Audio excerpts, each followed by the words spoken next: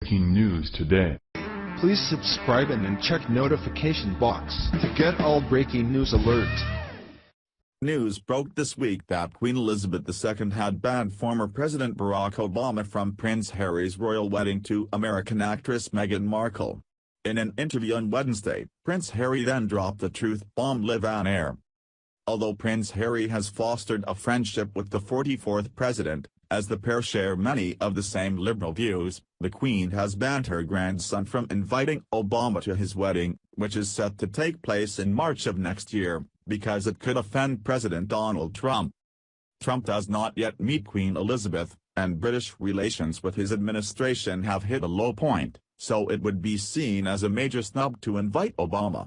Clearly, the Queen does not want to anger the most powerful leader in the world just so that Harry can add a bit of progressive star power to his wedding's guest list.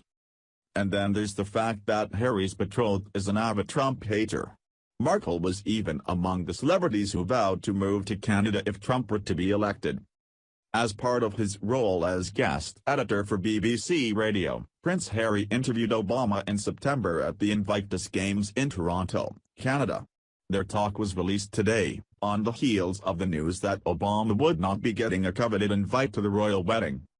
Prince Harry's role as guest editor for BBC News is getting a lot of play today because of his most recent guest, former President Barack Obama, in his first post-presidential interview. The interview, which has been a big story on the cable and broadcast networks today, aired this morning on BBC Radio, but was actually recorded in Toronto in September during the Invictus Games. The prince asked the president for his thoughts on the day he left office, as well as his post-presidential work with the Obama Foundation. BBC News then interviewed Harry regarding his interview with Obama. Naturally, the prince was asked whether the former president would be invited to his wedding, and he attempted to avoid controversy by saying that he does not know who will or will not be invited to his own wedding. "We haven't put the guest list together yet, so who knows whether he's going to be invited or not. Wouldn't want to ruin that surprise," said Harry. Britain's Prince Harry has avoided opening up a diplomatic rift between the British and US governments over the guest list for his wedding to Meghan Markle, saying plans had yet to be finalized. Asked on a BBC radio program whether he would invite former US President Barack Obama, Harry swerved the question, saying he didn't want to ruin that surprise.